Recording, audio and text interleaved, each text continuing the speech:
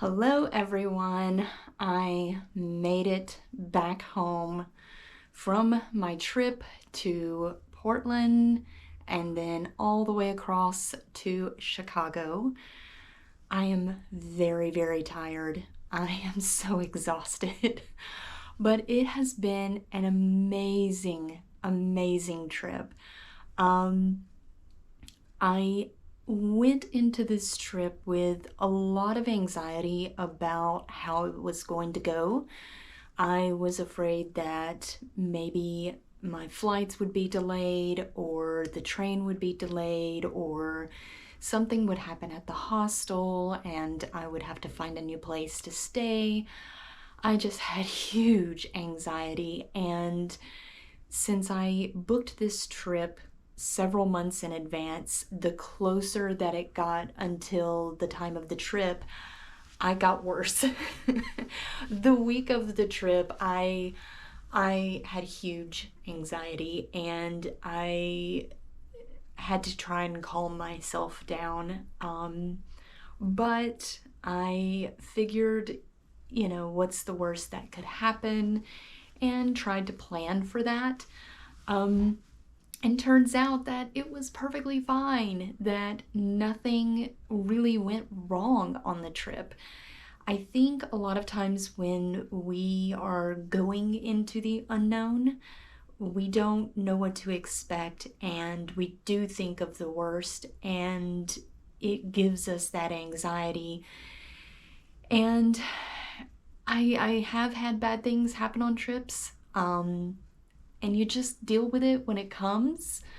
But this trip was amazing. I am exhausted. I didn't get enough sleep on the trip between just the amount of walking that I did. The full day that I was in Portland, I ended up walking 6 miles just that day. And I know that I walked way more in Chicago. And when you do that much exercise, especially if you're not used to it, because I'm not used to that, it makes you even more tired and your body needs more rest. And when you don't get that, you just slowly deteriorate each day. So by the end of the trip, I was ready to come home. Not because I wanted to leave Chicago, because I absolutely love it, but just so I could get some rest. Little tip for you: when you book a trip or go on a trip, you want to have a day off after, at least one day.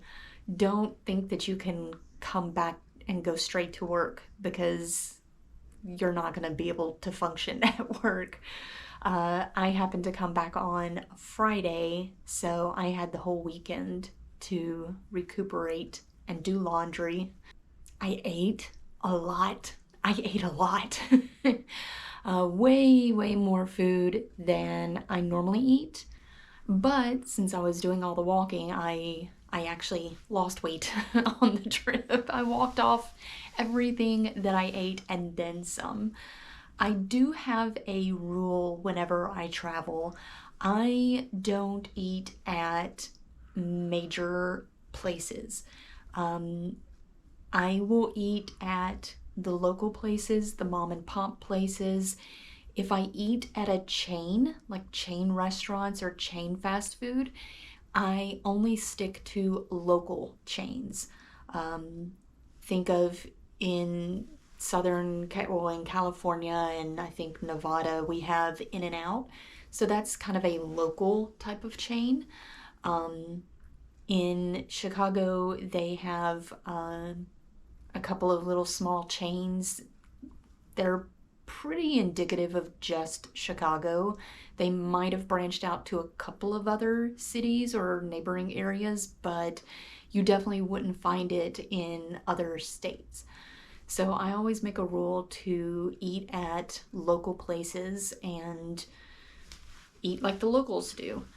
That's where you find some of the best food, is at a lot of the mom and pop type places, and it did not disappoint in Portland and in Chicago. So I was very happy about that. I don't think I ate a single bad meal, and I don't even think I ate even a mediocre meal the whole trip. The train food was great, which was really surprising. I was very, very surprised by how good the food was on the train. I met a lot of amazing people. Amazing people. I will be very candid and say that the the past couple of years with the pandemic and with everything going on in the world, you turn on the news and it's all bad. I mean, news is never really good, but it seems to have gotten considerably worse. Yes, there is always crime, but when you see everyday people committing crimes and all the hate in the world, it just kind of makes you depressed. And for me, I had kind of, for a lack of a better way of putting it, I had lost faith in humanity. Um, it really was kind of a bleak outlook that I had with people. And so I went on this trip, and the people that I met along the way, whether it was in Portland, the people on the train, people in Chicago, I met so many amazing people, and everyone was very friendly and just kind people, willing to help, willing to have a conversation and just have fun and enjoy life. And this trip kind of breathed new life into me. It did restore my faith in humanity.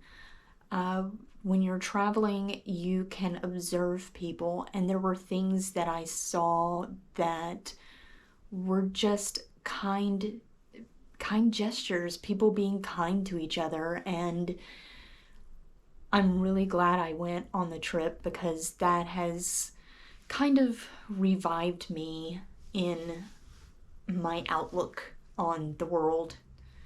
So I'm very thankful for that. I did do this trip completely alone. Um, little apprehensive about it because when you do travel alone, you don't have anyone to lean on. You don't have anybody to talk to and to help you along the way with things. And that can kind of be a little nerve-wracking. Solo travel's not for everyone. There are a lot of people that are very outgoing and love to be around people, so the idea of traveling alone is kind of scary. Um, as a woman, a lot of women are scared to travel alone. A lot of women are just scared to go to the grocery store alone these days, but I decided to do it. I thought, why not travel alone and see what happens? And I am very glad that I did. It's not for everyone, but one of the perks of traveling alone is that you get to do a lot more. And the reason I say that is if someone was with you on the trip, you're having to constantly think of them as well. You have to think of, where do they want to eat? What do they want to go do? What do they want to see? And you may miss what you want to eat and see and do. And I found myself walking through Portland and Chicago, just wandering. Just, I would walk in a straight line, and then if I got to an intersection and the light was red where I couldn't keep going straight, but it was to where I could turn, I turned. I went ahead and walked that way just to explore. And I was thinking along the way, if someone was with me, they would not want to do that. They would want to go, okay, let's go from point A to point B, do this. Then go from point A to point B, do this. In order to do that and fit in more time and activities, we need to rent a car or we need to hurry and get there. I didn't. I walked and I got to see so much more, got to talk to people as I'm walking down the street. And it was a more rich experience because of that. Trains are not for everyone. If you are claustrophobic or you don't like the idea of being on a train for 2 days straight, it may not be for you, which is fine. I mean, what works for one person doesn't work for another, and that's perfectly fine. But I will say, give it a chance, do it once and see how you like it. And if you don't like it, you don't have to do it again. Same thing goes for hostels. Hostel life is not for everyone. A lot of people really want their privacy, and there's not a lot of privacy when it comes to staying in a hostel. I was brushing my teeth and flossing and doing my makeup and all of my grooming habits that I would normally do in a bathroom with a closed door, I'm doing out in front of everyone. It was weird doing that, but I didn't have a choice, and I think everyone else kind of thought the same thing because they're in the same boat, so it's not like they're gonna stand there and watch you watch you floss. But you don't have as much privacy, but the offset of that is you do get to meet a lot of people at the hostel, and you do save a ton of money. So that's great. Great example of that is I do have another trip coming up, and I'm going to be staying, I think, for 5 days.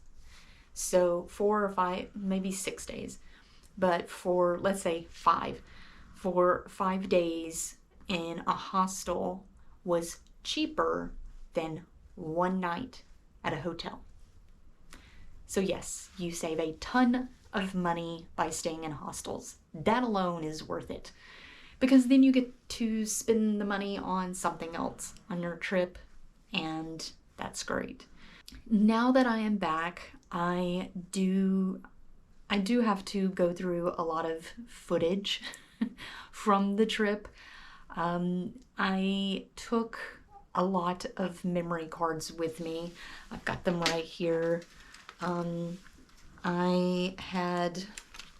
This is my memory card bank, and each memory card was 256 gigs, and I filled up 4 of those, and I put some footage on 2 others as well.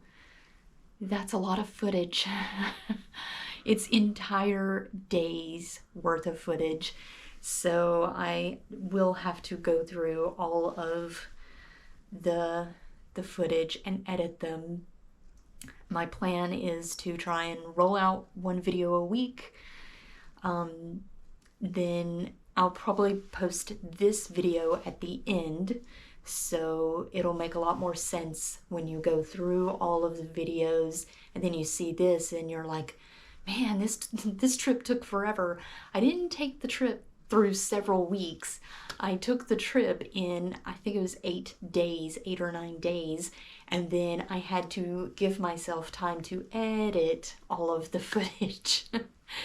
But yeah, so I have a long road ahead of me of editing all this footage, but I wanted to show you guys the trip, take you along with me.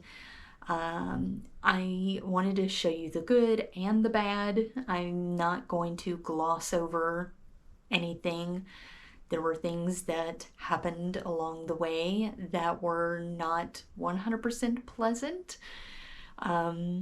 But I wanted to show you guys what it truly is like traveling solo, going to trains and hostels and different cities. And I hope you guys have enjoyed all of those videos when you watch them. I do, like I said, have another trip coming up, and I will be taking you guys on that trip as well. It will be a completely different trip, completely 100% different trip. And so that way you guys can see what it is like for that trip. Don't want to tell you what the trip is just yet, but I hope you guys will look forward to those videos. If you want to know when those videos come out, just subscribe. And if you have any questions or comments about the trip or anything that happened along the way, feel free to leave the comments below and I will get to them as soon as I can, in between all the editing. And if you know of anyone that can benefit from any of the videos, maybe it's someone who they just graduated high school, they've never gone on a trip, they don't know how to book a trip, share my booking videos with them. If it's someone who's wanting to go on a trip soon and they need to buy luggage or accessories, you can share those videos with people. I just want to try and get the word out about how you can travel and not have as much anxiety. The more you travel, the less your anxiety will be. I will say that. And I hope these videos are helpful for everyone. If you have any videos that you would like to see in the future, feel free to leave those in the comments below. I would love to have some ideas of future videos. But I look forward to seeing you guys in the next video. Bye!